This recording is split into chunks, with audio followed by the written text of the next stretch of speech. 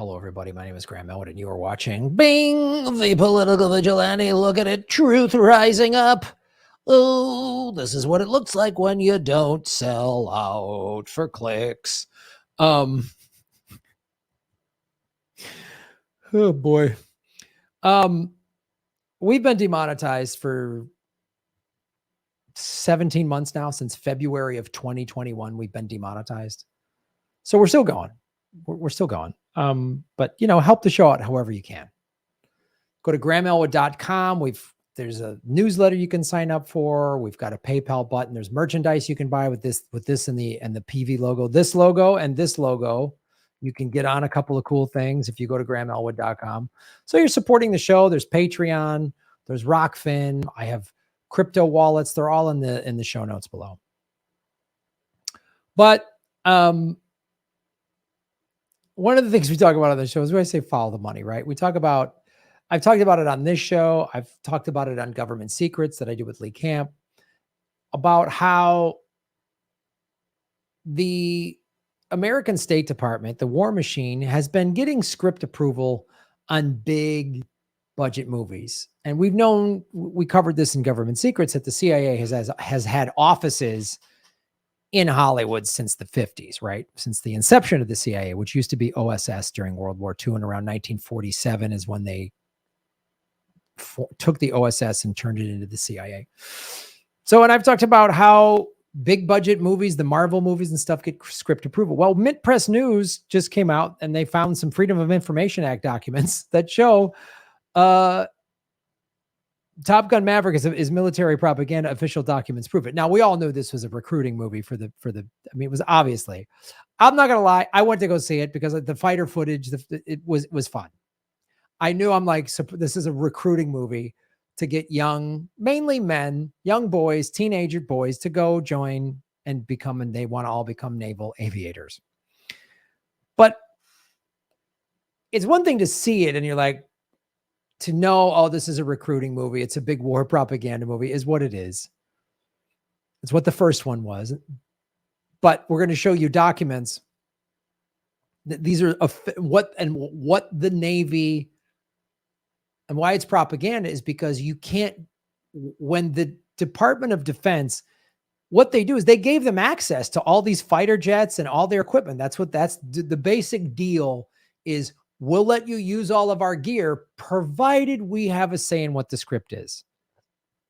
So nobody in Top Gun is like, hey, why are we spending all this money on fighter jets and aircraft carriers when there's Americans who are living in the street? Like that line of dialogue is never going to show up in a Top Gun movie. But here are the documents. Documents obtained under the Freedom of Information Act reveal that the movie was made only after an agreement was signed between Hollywood and the Pentagon. And I'm here to tell you, somebody that's worked in Hollywood, Hollywood would sign anything to get anything. It'll help the movie make money. They don't care. The producers in big studios, and this is when we talk about, and I have to always reiterate this point, because when we say the corporate media, I'm not just talking about news. We're not just talking about CNN. We're talking about Hollywood. We're talking about Netflix. We're talking about Hulu and Amazon and all the streaming services and all the big budget movies. That's why, I went to go see this movie, Benediction, which, not as far as a movie goes, not a great movie, but it's about this World War I anti-war poet. He's a soldier for the British, served in World War I, saw how the war was being drawn on just for profit rather than being ended. And he started talking about it publicly. And he wrote poems about it. Now, the movie spends way too much time about his love life. And I'm like, I don't give a shit about his love life. Tell me about the poems. So the movie itself it's not phenomenal. But just to show you how Hollywood works and what gets traction. So I saw it at this multiplex, and it's in this small little one screen. And there was literally me and one other guy in the whole theater. It was empty. The rest of the movie theaters, the Cineplex, I got in there and it was packed. It was a Sunday night. Usually I go Sunday nights. There's nobody there.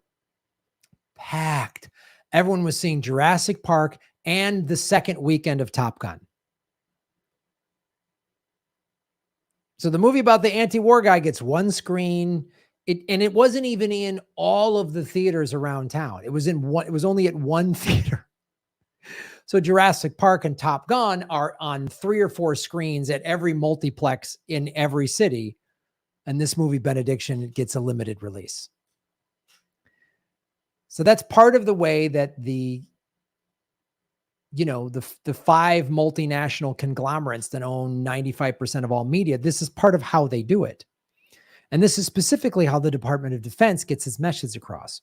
So with the Navy insisting on weaving in their key talking points, and we're going to show you the documents in a second that have this exact verbiage, in exchange for granting the production company extensive access to military hardware. So you want your cool fighter jet scenes and they're cool. It's cool footage. Just as a guy that likes watching movies, it's cool footage. That's what they say. You want to land on an aircraft carrier? We need to be able to say what we need to say. So this is our tax dollars are pushing out propaganda. Now, I know this is fine print, but these are the United States Department of Defense Scripted Production Assistance Agreement, Addendum, DOD. This is in 2 of 2018. So this movie was shot pre-pandemic, 2019, and then they held out its release until now. So the U.S., the DOD, acting on behalf of the United States of America, agrees with Paramount Pictures Corporation, which is the production company. Okay. The U.S. Marine Corps agrees to provide 20 Marines from Marine Corps Air Station, Miramar, California, to appear as official funeral detail for filming sequence.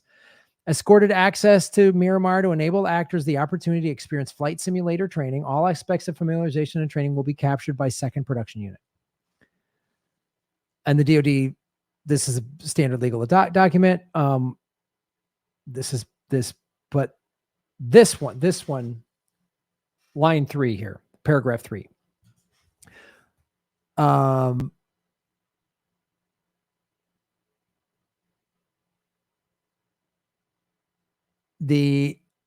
this is not, DOD shall not have any right of action, including limited without any injunctive reliefs against the production company, right?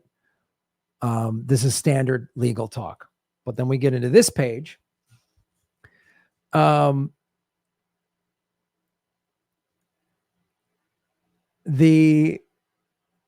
This is again, production assistance agreement. Where is it? Assign a senior staff post command officer to review with public affairs the script's thematics and weave in key talking points relevant to the aviation community.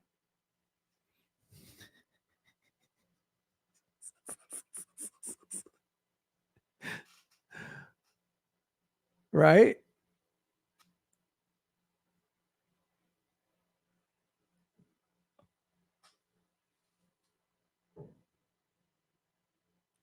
In coordination with the commander, Navy installations, and commander, provide escorted access to the naval base, right? So a senior staff post command to review with public affairs the script's themes. So the Department of Defense had script approval, right? And weave in key talking points relevant to the aviation community. And I'm going to show you in a second what this Top Gun started in the 80s after all the Vietnam movies. There was no agreement. Can you imagine if there was an agreement like this on the movie The Deer Hunter Apocalypse Now, which showed the horrors of war?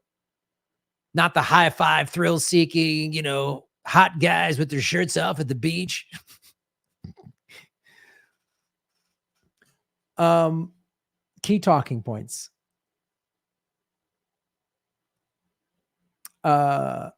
Provide a senior subject matter expert to the production company. Film liaison to provide on-set dialogue and depict action scenes accurately. Now you could say, that they just want to get it straight. So these are naval officers. They have to use naval speak. They can't talk, yo, bro. They're going to be like, yeah, excuse me, Lieutenant, or whatever. But even then, this movie, come on.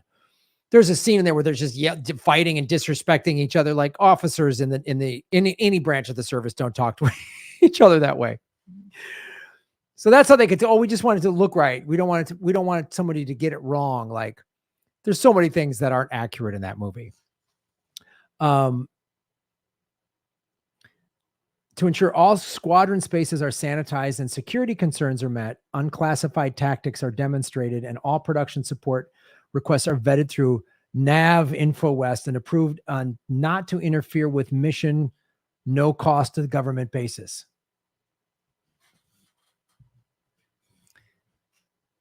That's script approval. You want to come on base?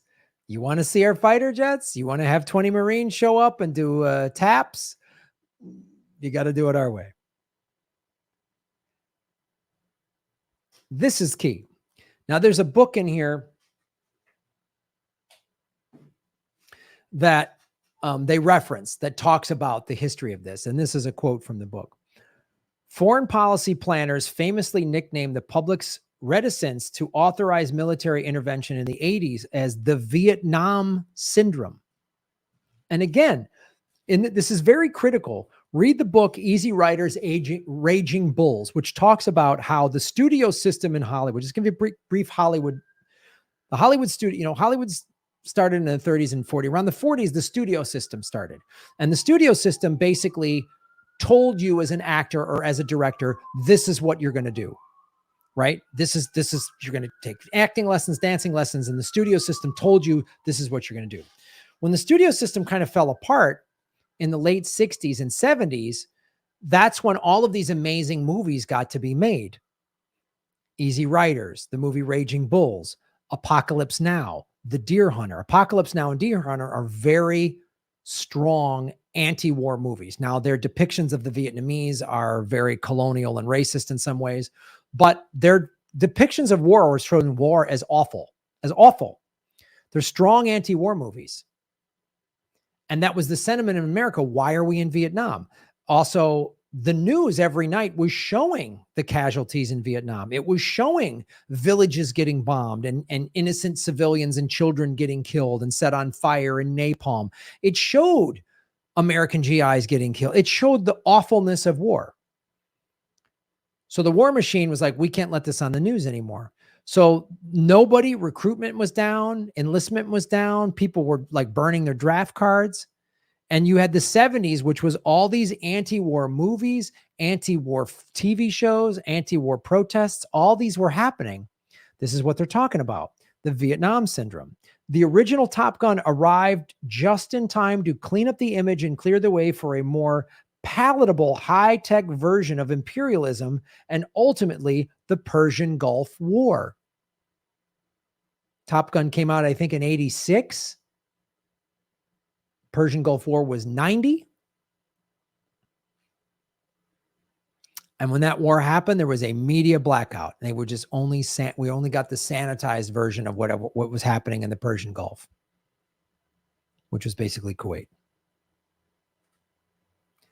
Top Gun Maverick arrives at a similar moment in the shadow of Iraq and Afghanistan, and we're still likely to see similar rebooting of the U.S. military machine. And the military spends a lot of money because they're given all of our tax dollars go to them. Yeah. Are your kids in a school that lacks funding?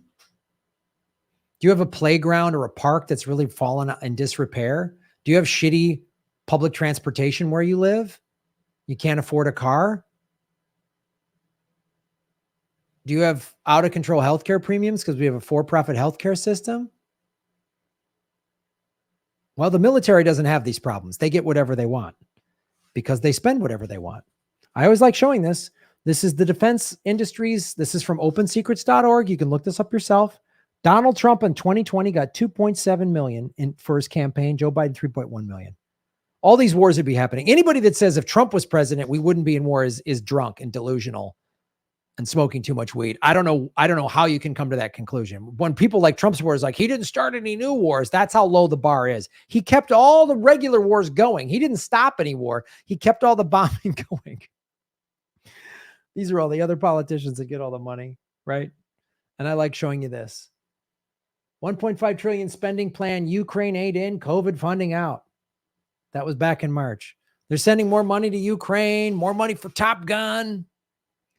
But hey, gas is $6 a gallon. And a loaf of bread is twice as what it cost from a year ago. I just went to the grocery store. It was unbelievable what I was spending. Unbelievable. Inflation is here. June 15th, the Fed's going to raise the hike. They're going to raise the interest rates. They're going to hike the interest rates June 15th. And July 28th, they're going to announce the sort of quarterly report. And July 28th is probably when they'll officially announce that we're in a recession. We are already in one, but it's going to get worse. So, but hey, Top Gun's fun. If you want to go, buy a soda and a popcorn for $15, go watch Top Gun. There it is, guys. Follow the money, connect the dots, get the truth. Thanks, Mint Press News, for that great article. And thank you for watching my show. Thank you for being the best and smartest fans in the world. Thank you for not being hysterical, freak out. You watch my show and I said something you didn't agree with, and thank you for not being that. I really appreciate it. I like smart, thoughtful, inquisitive, critical thinkers. Hysterical people, I got nothing. I got no time for them. Cult followers, I got no use for you. I follow this person. They said Tulsi's good. I like Tulsi. They said Rittenhouse is innocent. I say Rittenhouse innocent. So you guys come here because you're critical thinkers. That's why you're the best fans in the world. Shave your knuckles for justice. Right after you follow the money, connect the dots, and get the truth.